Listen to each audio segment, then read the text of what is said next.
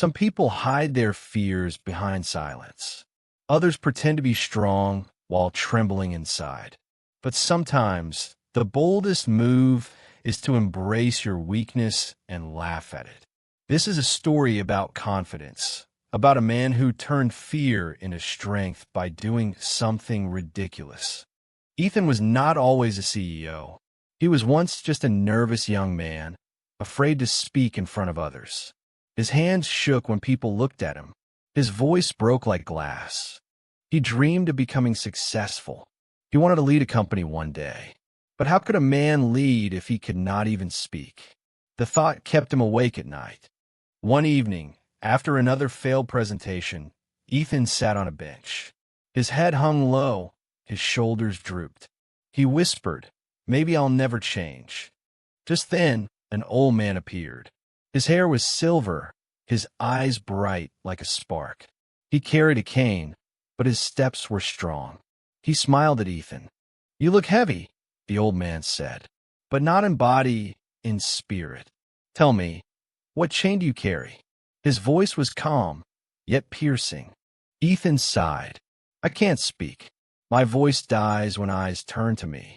He shook his head. "How can I ever lead anyone like this?" The old man chuckled.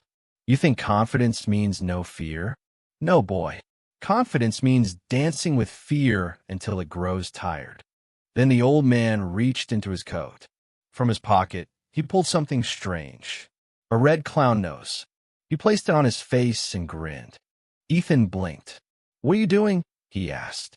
The old man spread his arms wide, showing you the power of ridiculous confidence. The old man leaned close. "If you can wear this nose and speak proudly, you will never fear eyes again, because the world cannot laugh at you when you laugh first." Ethan frowned. "You can't be serious." But the old man nodded firmly. "Dead serious. Wear the ridiculous to kill the ridiculous fear inside you." The old man held out the clown nose. "Try it." Ethan recoiled. "No way." His face burned red as if the nose had already touched him. "Fear is like a shadow," the old man said. "It only looks big when you run from it. Turn around, laugh, and the shadow shrinks." Ethan looked at the nose again. His heart raced.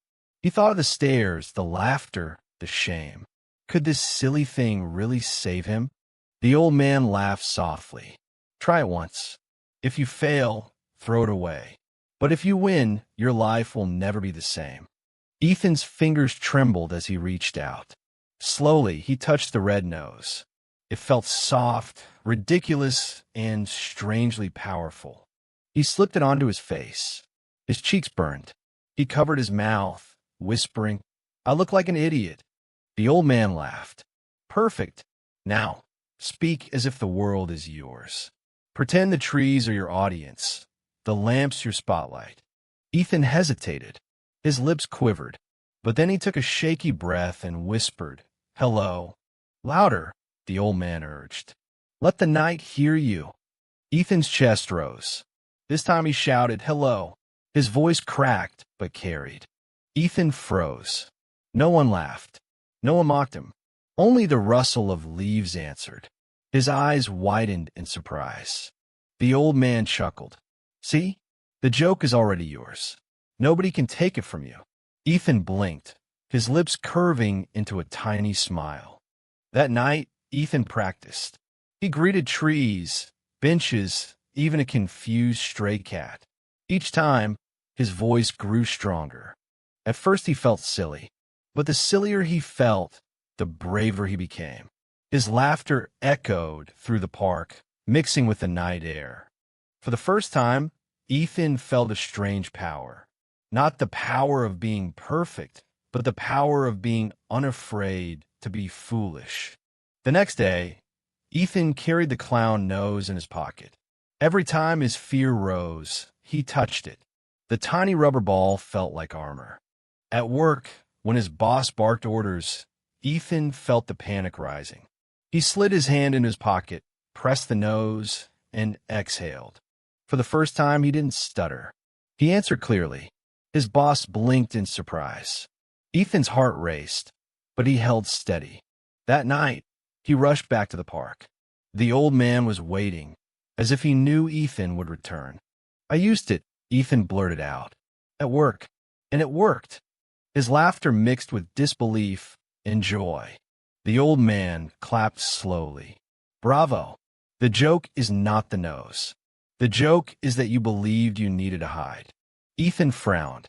"So what do I do now?" The old man tapped his cane and whispered, "Now, you dare to be seen." The next weekend, Ethan did the unthinkable. He wore the clown nose on the subway. Strangers stared. Some snickered. His heart thundered. But then, something strange happened. A young woman smiled at him. "Nice nose," she said softly. His cheeks burned, but he smiled back. Ethan realized then, being foolish wasn't weakness. It was freedom. The nose wasn't a joke. It was a key. Day by day, Ethan practiced. He wore the nose at coffee shops, at bus stops, even while buying groceries. People stared, but Ethan learned to smile back. At first, people laughed at him. Some mocked. Some shook their heads. But others they smiled. And smiles spread like fire. Ethan began to notice something new. He no longer shook when people looked at him. His voice no longer cracked. Fear had melted away. His co-workers whispered, "Have you seen him lately? He's different." Ethan no longer blended in the background. He walked like he belonged. Soon, meetings felt different. Ethan cracked jokes. He told stories. He spoke without fear. The clown nose was still there, bright, silly, unashamed. Something magical happened. People listened, not just politely. They leaned in. They wanted to hear him. His words carried weight. The clown nose no longer felt like a shield. It felt like a crown of courage, a symbol of freedom. Months passed. Ethan rose in the company. His boldness won in projects. His laughter built trust. The man once invisible became impossible to ignore. One morning, Ethan looked in the mirror. He smiled at the man staring back. For the first time, he liked what he saw. The clown nose had changed everything.